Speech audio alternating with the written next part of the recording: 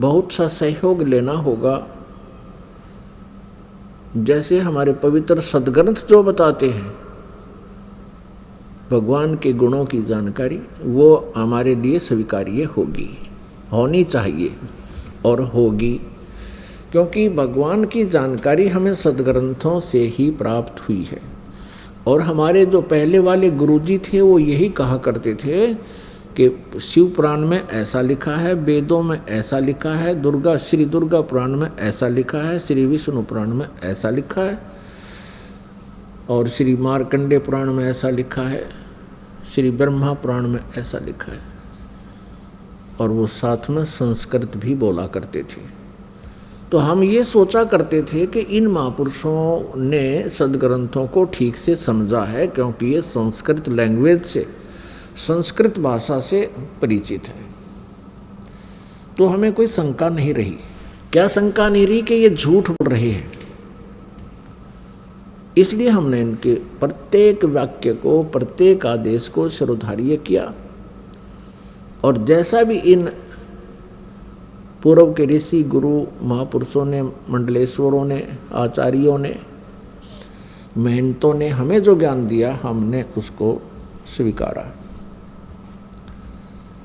किस लिए स्वीकारा? कि हमने परमात्मा की खोज है, परमात्मा की चाह है। आत्मा का परम सहारा परमात्मा है, और जो आत्मा को सुख मिलेगा वो परमात्मा से मिलेगा। परमात्मा हमारे प्रारब्ध के कर्मों को भी नाश कर देता है। परमात्मा के गुणों में ये भी है कि परमात्मा परमेश्वर पूर्ण ब्रह्म हमें साप से भी मुक्त कर सकता है, श्राप से। जैसे हमें इन 3 तापों से भी परमात्मा मुक्त कर सकता है। तो ये सभी लक्षण परमात्मा में होते हैं। प्रथम लक्षण जो हमने लिया है कि भगवान श्री कृष्ण ने मोरध्वज के पुत्र ताम्रध्वज को आरे से, एक आरी से 2 फाड़ करवा के उसके माता पिता से, क्योंकि पहले साधु संतों के विचारों आदेश का बहुत पालन करते थे, श्रद्धालु व्यक्ति होते थे, और वो समझते थे कि ना जाने किस वेश में भगवान ही आ गया हो, इसलिए संत के आज्ञा का वो पालन करते थे। उस समय संत लोग जो है बड़े सिद्धि युक्त होते थे।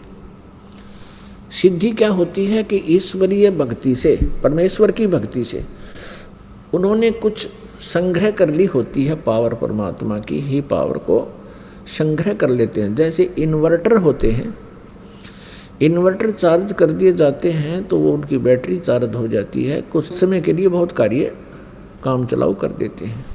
तो वो पावर है कहाँ से ग्रहण की उसने? थर्मल प्लांट से। तो एक इन्वर्टर थर्मल प्लांट जितना कार्य नहीं कर सकता, इतनी क्षमता उसकी नहीं हो सकती। तो जितने भी ऋषि महर्षि जिनमें सिद्धियाँ थी, जिन्होंने 7 समंदरों को पी लिया फिर वापस छोड़ दिया, जिन्होंने पहाड़ उठा लिए, आकाश में उड़ गए, ये इन्वर्टर थे। और जैसे श्री कृष्ण जी ने ताम्रध्वज को जीवित कर दिया, सुदामा जी का महल बना दिया, ये श्री कृष्ण तक भी इन्वर्टर थे, वो थर्मल प्लांट नहीं थे। अब ये एक बार ये बात जो दास ने कही है तो ये बड़ी खटकेगी उस व्यक्ति को जिसने आज तक ये तत्व ज्ञान नहीं सुना और लोक वेद से वो रंगा गया है। लोक वेद किसे कहते हैं? जो दंत कथा होती है, सुना सुनाया ज्ञान, अक्षेत्रीय ज्ञान, एक दूसरे से सुना हुआ ज्ञान, उसको लोक वेद कहते हैं।